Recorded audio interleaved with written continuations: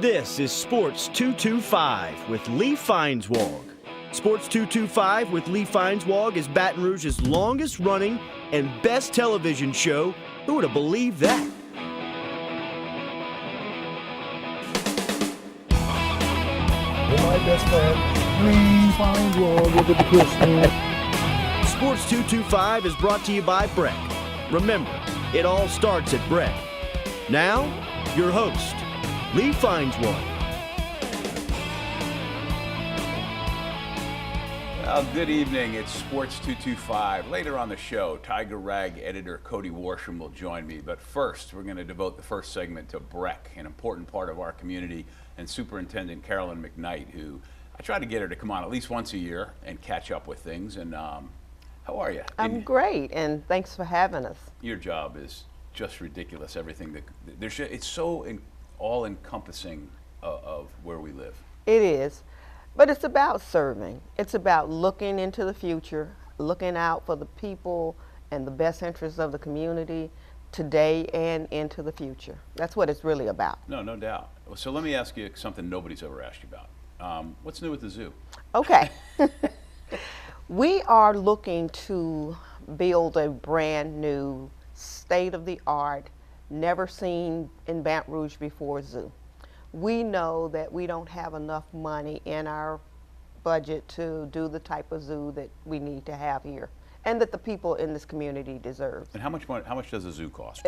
To do what we're talking about, it's $110 million. It's a lot of millions. In the same spot where it's located.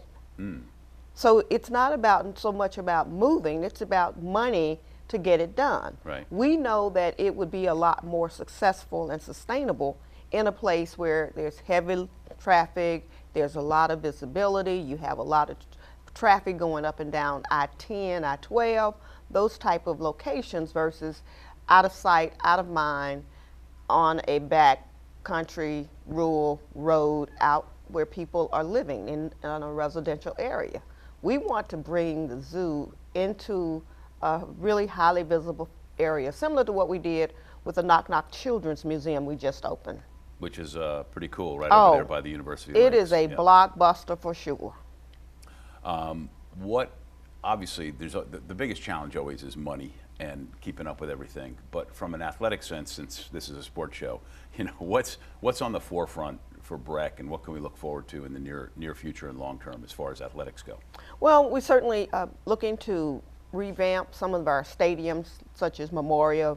We're working on that into next year. This year, we're working to bring Olympia Stadium up. We're working also to revamp the Goldsby field. Certainly, we will be working with the Soccer Association, continuing to do different things such as Independence Park. We're working with a group to build a new soccer field, as well as to put a running track around the field. We're also working with, hopefully with the Greenwood Park in the northern part of the parish to have tournament quality soccer fields in that park. We know that our golf course, we have 2 golf courses at one location, and they're both underperforming golf courses, and our plan is to take one of those and create the tournament quality soccer, because the demand is there and we're being asked to meet the demand. We're also looking to work with the city of Baker to be able to bring in a more higher quality baseball complex within the city of Baker. You know, they've suffered from the flood, and many of the homes are, people left the area. We're doing things to try to bring people back and to help continue to build community. We will certainly work around the parish to look at ball fields. We've just finished the complexes out in the central community, the Central Sports Complex. They have a number of baseball fields as well as multi-purpose fields for soccer and for lacrosse. We're working even at the office here on Florida Boulevard. We're renovating the ball fields or the field behind the building and creating quality fields. I didn't even know there was one back there. It's huge, and you actually have the size of 2 football stadiums, 2 football fields rather, behind the building. So. Wow. Well, there's a lot of people who are probably happy to hear about renovations to Memorial Stadium and to the other football stadium, Pete Goldsby Field, which I think could be a showcase kind of place. I didn't expect to hear you say lacrosse, But but the soccer thing, that's interesting because there are so many soccer players on the youth and adult level in Baton Rouge. It's just huge. Absolutely. And then the other thing that we're doing, we're working with a private group to bring croquet into the city park area. They're working to build fields to make sure that people have tournament quality spaces to play and bring tournaments, regional tournaments into the area. Croquet. Croquet. Also, cricket. We're working with our BREC Foundation to help bring cricket fields. We're working to make sure that we have all kinds of opportunities for athletics. So it's big. I just threw the question out there. I didn't know what the answer was going to be, but you pretty much covered it all. She's Carolyn McKnight, the superintendent of BREC. You can learn more about BREC at brec.org, and there's just so many good things. It's great to see you. I appreciate you coming on. Absolutely. Thanks for having us, and we continue to do what we have to do to make it better. Good. And like I told her before the show, she's got a tough job, and as someone who uses the BREC facilities and appreciates it, I appreciate you. When we get back, Cody Worsham, the editor of Tiger Rag, will join me. I'm Lee Feinswag at Sports 225.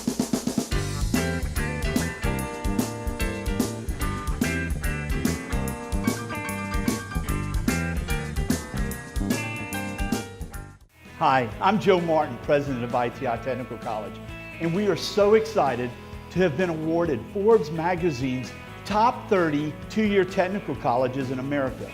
To achieve this award, ITI was recognized for our high scores in 1, earnings of our graduates, 2, quality of education, and 3, affordability. To learn more, we invite you to visit our campus or go online. ITI Technical College. Begin your journey to a better life.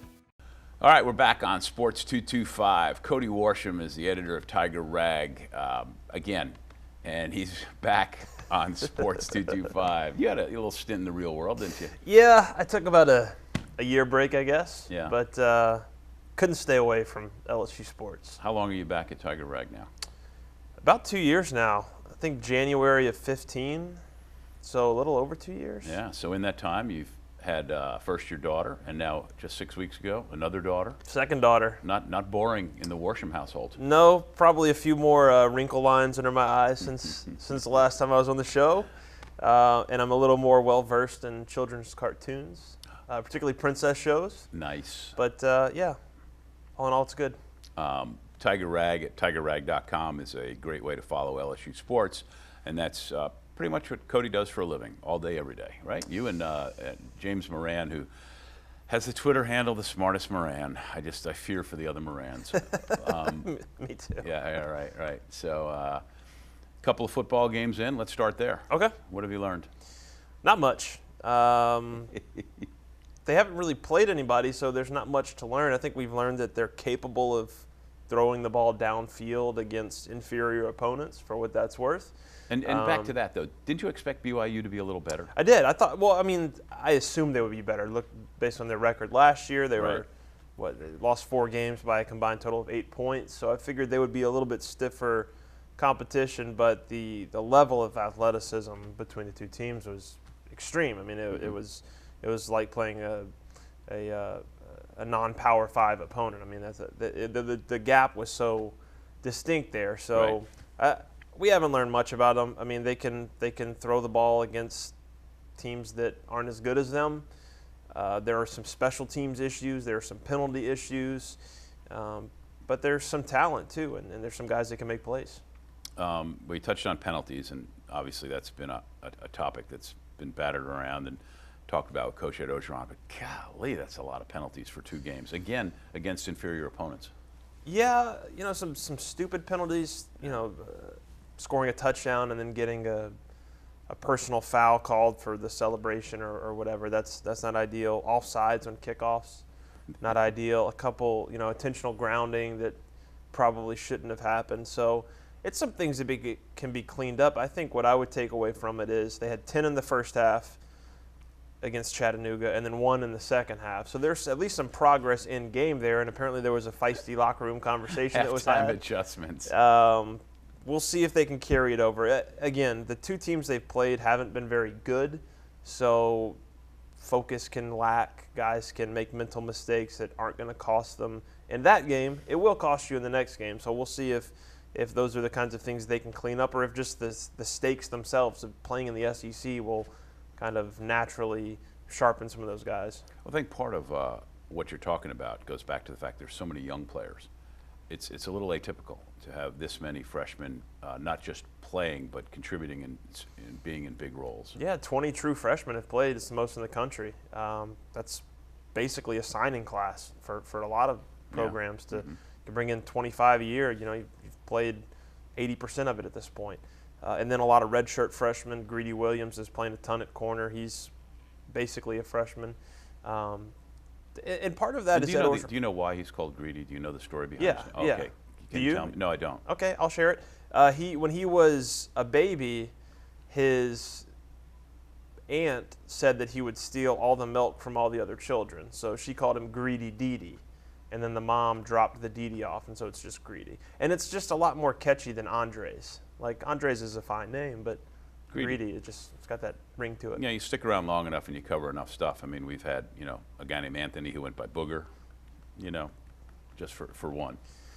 LSU's had some good names through the years, whether it was nicknames or just first names. Barkevius. Thank you. Barkevius Mingo, if there's ever been just a better I don't think name. you'll ever top Barkevius. That's tough to top. Back in the, he was here, God, he's been gone 7-8 years maybe?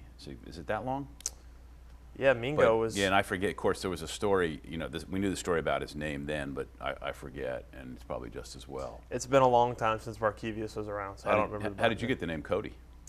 My dad was a fan of westerns, big western fan. So I think there may be a Buffalo Bill tie-in there. Buffalo Bill, William Cody was his real name. So I think that's the story. Oh, also I think he had a best man in his wedding whose last name was Cody, maybe. So there's kind of a dual thing going on there.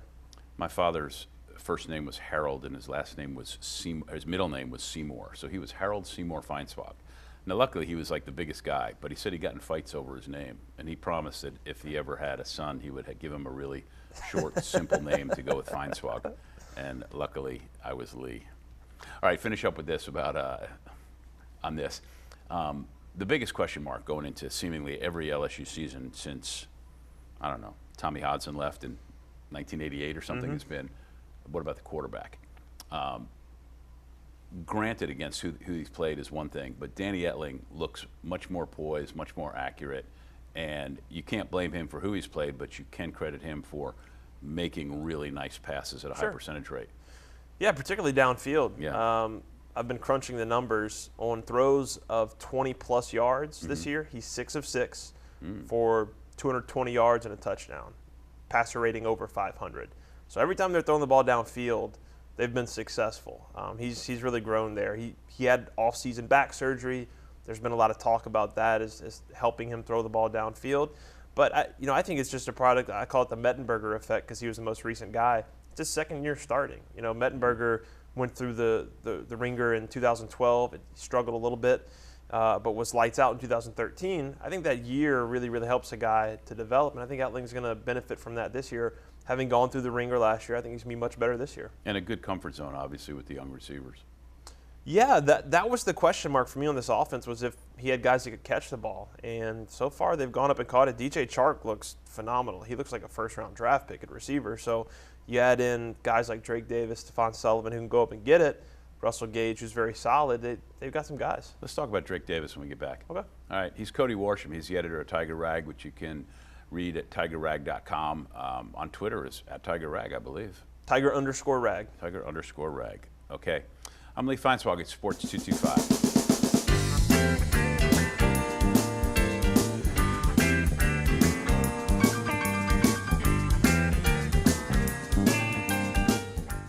Don't let the bed bugs bite you. We'll put them to sleep. Bed bugs can be transported from most anywhere. Hotels, department stores, even a friend's house. We've got the bead on bed bugs. Call the bug man today. Call 923-BUGS. Like a guy who wants to get out of here. He's probably got some meeting coming up at 10. All right, we're back on Sports 225. I'm hanging out with Cody Worsham. He's the editor of Tiger Rag, which is, gosh, I don't know. Tiger Rag must be pushing 35 years old, maybe even older. We're in year number 40. In year the 40. 40th anniversary will be September of 2018. Wow. Special issues coming up next year. That's Jim it. Inkster's thinking, and commemorative issues. You know it. There you go. Wow, how about that? In the time that I've been here, which is pushing 34 years, I've seen obviously a fair number of very good athletes come in and out of LSU for different reasons. One of the most amazing athletes I ever saw, who wasn't particularly good at his sport but was still remarkable, was the 6'9" Lester Earl. He could run and jump like very few people I've ever seen in sports. He has a son named Drake Davis, who is a receiver at LSU. Who can also run and jump. He can. And that's an interesting and intriguing story. I mean, genetics and what your parents did in sports is well documented, that it continues with kids. But in this case, this kid's something else. Yeah, he's a phenomenal athlete. He came on my radar when he was a freshman in high school. I think he was over at the Dunham School here in Baton Rouge. And he played basketball for Jonathan Pixley, who I played AAU basketball for growing up. And I just heard about this kid with incredible athleticism, and sort of the urban myth was that he had to miss a basketball game as a freshman, because he hit his head on the rim in the practice before and suffered a concussion, so he couldn't play the next day. He had kind of a turbulent high school career, if you will. He bounced around from a lot of places. Didn't he finish up at IMG? He finished up at IMG. He went to St. Stanislaus for a little while. I think he may have gone up to a prep school in Virginia for a little while. He even quit football for an entire year to play soccer. He wanted to be a soccer player, and he played, I think, on maybe like the U.S. U18 team, kind of touring the country. Incredible athlete, though, and seems to have gotten the hang of the football specifics. Still some growth to go through, but I mean, he's got a ton of raw talent, and the story there is phenomenal with Lester and sort of his arc of I mean, you know as well as anybody what that was like for him.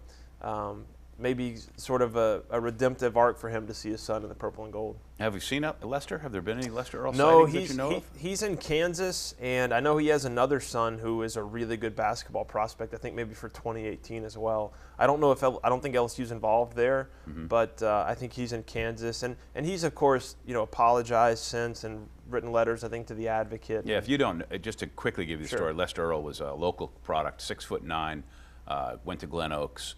Signed with LSU, played with LSU, and then midway through his freshman year transferred to Kansas. Subsequently, there was an NCAA investigation. He turned state's evidence, for lack of a better term, and LSU ended up going on probation. His brother Lewis was on that team, and then that you can look it up. As the beat writer at LSU, my life was made miserable by the whole thing, but that's a long time ago. Yeah, and so, since he's, I think, I mentioned it, he's written a letter basically saying that I lied, the NCAA sort of forced my hand. Yeah. But he's kept his distance, too, and I understand that. I understand there's probably I'd be curious to see if he comes back to see his kid, if he's accessible. I'd like to catch up with Lester. Actually, his brother Lewis and their mother Carol I knew very well and enjoyed them. But, again, he's just another one of he's a sophomore, yeah. Just another one of these incredible young players. How is it? This has changed. I just want to get your opinion about this. It feels like in the last 5 or 6 years, more young players are coming in ready to go at not just receiver, but at many positions. We talked about how many players LSU is using, but it's Alabama, for example, has made an art of it. Other schools. What's changed that they're becoming a little more sophisticated and more ready to go? I think this has changed even since I was in high school 10 years ago. The specialization of these, and not just sports-specific specialization, but with, when I was coming up in high school, it was you had your team, you had your coach. We were fortunate enough to go work out with Gail Hatch over at Spectrum, and that was as specialized as we got. A lot of these high-end athletes now, they have their own trainers, they have their own nutritionists. They're going to places like Traction in Baton Rouge and getting very specific training and getting more physically ready to play. And so they show up on campus, and it used to be a lot of these guys had to come in and put on 10, 15 pounds with Tommy Moffitt.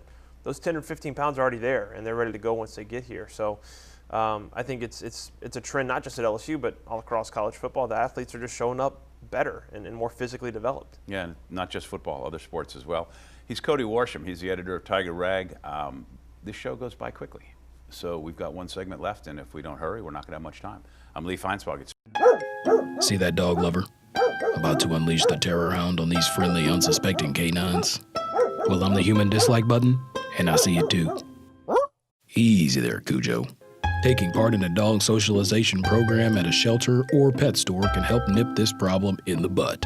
And no matter how well socialized your pet is, cleaning up the little rays of sunshine they leave in their merry wake is your responsibility. To learn more about me, go to brec.org/HDB. Coming down the home stretch of another Sports 225. Thanks to Carolyn McKnight, superintendent of BREC, for being on here earlier. Of course, Cody Worsham is here. He's the editor of Tiger Rag.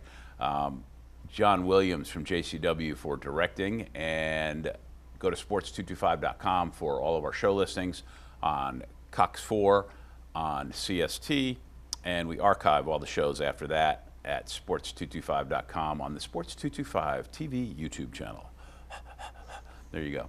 LSU goes to Mississippi State, not one of the better teams in the country, but nonetheless it's on the road and it's an SEC opponent, and maybe it'll be time that you can learn something more from that game. Thoughts? They've had trouble in Mississippi State the last few years. It's been gone down to the last possession since, I think, 2014? Yeah, traditionally that's a tough road trip. It is, and in 2015, Mississippi State had a field goal to win the game with 2 seconds left as the clock expired. So I think it's going to be a challenge for them. Mississippi State's big. They're physical. They've got a quarterback in Nick Fitzgerald who's Dak Prescott-like. He can run, he can throw, he can cause some problems. So it's going to be a tough one. I haven't had a chance to ask you what your pick was for them going into the season, what you thought their record might be. Yeah, I thought they would be 9-3, and if I had to go one direction or the other, I was leaning more to 8-4 than 10-2. I feel a little more comfortable with 9-3 now. The receiver question for me has been answered enough. I think they have enough talent there to get the job done, but there's still some depth issues. The offensive line, if it gets banged up, could be a problem. So it feels like a 9-3 team, and plus, of course, the 5-game SEC road schedule. That's really difficult to overcome. Yeah, I've said I think they'll go 5-0 to start, and then Florida is the line of demarcation. And hopefully we get through the rest of this football season hurricane-free, and that all of our friends in Florida are doing okay, and especially up the coast. We're doing this on Tuesday, so most of it's behind us. Hasn't been a boring first couple of weeks football season, has it? No, it hasn't, and there could be more storms to come. Hopefully not. Hopefully things go according to plan, and I don't have to eat $200 on my plane ticket like I did last year for Gainesville. So follow Cody at tigerrag.com. At Tiger_rag. Your personal Twitter is Cody Worsham. At Cody Worsham, and their other sports writer, James Moran, at The Smartest Moran. Thank you for coming on, sir. Yeah, great to glad see to you. be back. All right. Thanks for watching. This has been Sports 225.